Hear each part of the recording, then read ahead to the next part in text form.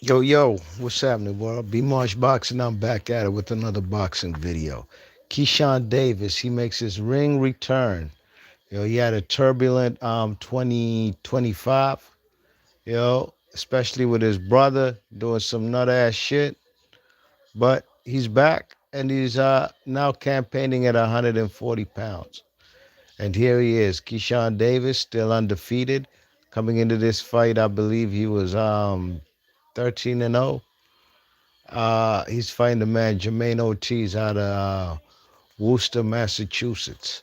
A guy who's challenged for world titles, a guy who's been around the block at 135 pounds ETC. Now, I mean, uh, Keyshawn Davis, man, he really took this guy to school, man. It was very rudimentary, and the guy Jermaine Ortiz didn't have another gear to push, while the man Keyshawn Davis basically was in cruise control throughout the fight. I mean, Keyshawn Davis was just breaking him down systematically, you know, at this new weight class, taking his chances, man, getting tagged here and there, but he was doing more of the tagging. If you swim, you're going to get wet. And the man, Jermaine Ortiz, he tried to keep his composure, man, but you can't keep blocking punches with your face.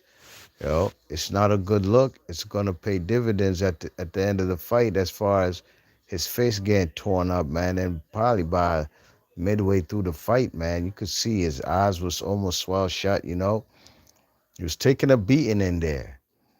But in the 11th, actually from the 10th round, the man, Keyshawn Davis, he's landing some beautiful lead right hand punches. You know what I'm saying? He's going to the body, using his jab. He's got control of the fight, you know what I mean? Effective aggressiveness. And in the 10th round, you could see he's taking more chances and he's trying to go for the KO. And that's actually the rounds where you might have seen him get tagged here and there, but he was going for the gusto. And in the 11th round, he was putting his punches, his combinations together, and he catches a man with a beautiful left hook to the liver. After catching with a beautiful, I believe it was a straight right hand, maybe a left hook, but it was a headshot that had the man Ortiz with the high guard. You know what I'm saying, with his rib cage beautifully exposed. All there for the taking. You know what I mean, and the man Keyshawn Davis just dug in a beautiful left hook to the liver. Boom. Beautiful. It was right there. And it was probably the easiest, cleanest punch he had all night. He had some beautiful headshots, but this one obviously did damage. The man took a knee. He went down. He went down, but he got up on the ninth count. You know what I mean? The referee reached 9. He got up. And the man, Keyshawn Davis, was just wailing on him, hitting him with all kinds of shots. And I'll give it up to Ortiz. He didn't go down. But then again, it wasn't that, it wasn't a headshot that dropped him. So he withstood all the punishment before he got saved by the bell. But in the 12th round, it was more of the same.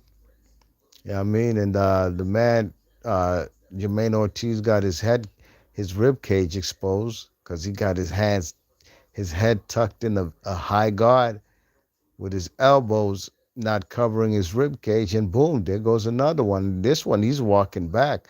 So it wasn't like a clean left hook to the liver, but it was enough for the man to take a knee and quit. It's a wrap, man. 12th round knockout for Keyshawn Davis. Very impressive having a knockout in the later rounds, especially for a guy coming up in weight, in a weight class he's not accustomed to. So it's showing that maybe his power is it's going up with him in weight, it carrying up. But at the end of the day, man, Ortiz actually after round 10 or maybe 11, actually 11, after he got dropped with the body shot, when Keyshawn Davis was wailing on his ass. He busted up his eye, man. I've told you, man, them lead right hands that Keyshawn Davis had throughout the fight. Man, it busted up the man Ortiz eye. The left eye was just squirting blood, man. But his corner did a good job to stop the bleeding. But he couldn't see out that left eye. So that's why he's getting caught with all the right hands. Got people in the chat. What up with y'all, man? Let's see what y'all talking about. All right. Mike 104, what the deal, my G? What's good with you, man? Long time, man. Happy New Year. I know we in February and shit, but good to see you, dogs. Mr. C15 says Keyshawn stopped the guy. Absolutely. The body shots, you know what I mean? Not even headshots. He took numerous headshots. Look at his left eye and his right eye. Okay. Mr. C50 said, back to my point about some decisions I would change considering the impact of boxing history would be. Mike's Ring says Davis might be better than Stevenson at this point in their careers. I don't know about that, man. What makes you say that, Mike's Ring? Come on, man. You see that little boozy meme? Come on, man. Where you get that from? Keyshawn be the best. Of course, Stevenson is a champion in how many weight classes? He's at least disciplined. Give him that. He's not losing belts on the scale and shit. You know, the man is a champion. And he's going up tonight. He's a pound for pounder. Keyshawn Davis is not. I don't know where you got that from, man. I still respect your opinion, but I disagree. Okay, Mr. C15 says Muniz versus Napoli's. Jose Napoli's. Hagler versus Leonard. Leonard versus Hearns 2. Mayweather Castillo. De La Hoya Trinidad. Louis Holyfield. Foreman versus Briggs. And more. Absolutely, man. You know, I got a whole playlist of stuff like that. I got over 40 fights or shit like that I covered. Um, go to my playlist. What's it called? Controversial decisions. It's one of my favorite topics as far as on this YouTube channel. You know what I'm saying? Yeah, man. Go check it out, man. I got numerous fights on there, man. I'm talking about what's his name? Paulie Ayala versus Johnny Tapia. Probably got Marquez and Pacquiao. The third one especially, that was egregious. You know what I'm saying? Yeah, go check out my playlist, man. You might be new to the channel, you know what I mean? I don't know, but go check it out. I got a big playlist. Uh where we at? Okay, Mr. C15 says Keyshawn is the future. It's a shame that him and Shakur or Tank hasn't happened yet. Well, he said he'll never fight Shakur and vice versa. They buddies, they friends. You know what I'm saying? So that's not gonna happen. Even though in boxing, friends have fought. If they can break bread and make the most amount of money they could have ever make in a boxing ring, go ahead and do it. But Tank's a waste man. I don't consider that guy. I don't rate that guy. Not now. It's so crazy how I've been on the man Tank Davis' neck since the beginning of this new decade, the 2020s, maybe even from 2018-19. And now finally people are seeing what I've been seeing for 5, 6 years. This boxing game's not hard to see who's a bluff and who's real. You know what I mean? It's not hard to see. Just look at the opponents they fight. Mike 104 says, you're in February? I ain't yet. Am I? 2 minutes, 2 minutes. In 2 minutes, definitely be in February. Uh, Shout out B Marsh. Big up Mike 104. Salute. Mike's Ring says, more versatile, more power. I'm just saying, match them up. He definitely has the power, you know what I mean? He's definitely a big puncher. He puts his punches together, you know what I'm saying? But Shakur Stevenson is him, man. You know, Shakur Stevenson is a guy who has elite defense. He's an elite boxer. You know what I'm saying? And he's just a guy who barely loses rounds. Mike's Ring says, Stevenson's is great, don't get me wrong. Hate I got Dave. H, H head to head. I got Davis. Mike 104 says B Marsh been had the boxing playlist and collabs. Yes, indeed. Need to get back into more collabs. No question.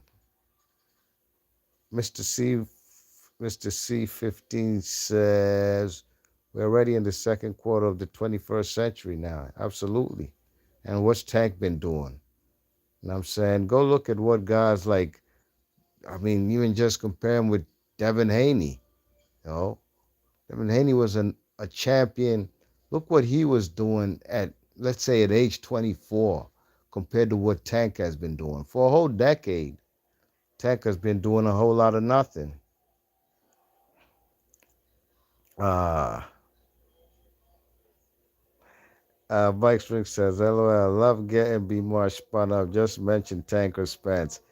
Yeah, man, I don't like how those guys talk to other brothers in the boxing game, you know, and act like they're ahead, like over shoulders over other boxers, or like they gotta bow down to them. Nah, I ain't with that. You know what I'm saying? It's a boxing game. We want to see the best fight the best. So if you prolong a beating, and when you finally get that ass whooping, like Canelo, yeah, you should have put Canelo in that, Cannoli in that amongst those type of fighters. You know what I mean? When you prolong that beating, and when you finally get it, man, I'm gonna roast your ass and I'm gonna flame you up hard body. It's only right.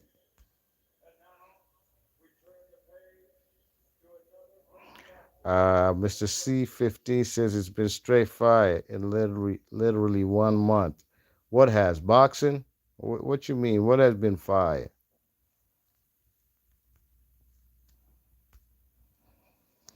Yeah, man.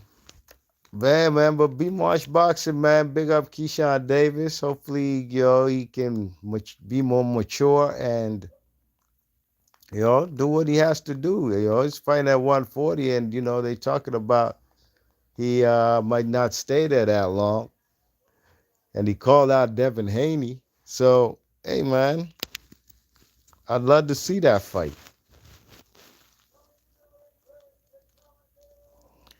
I feel you, man. Life and events. I feel you, Mr. C15.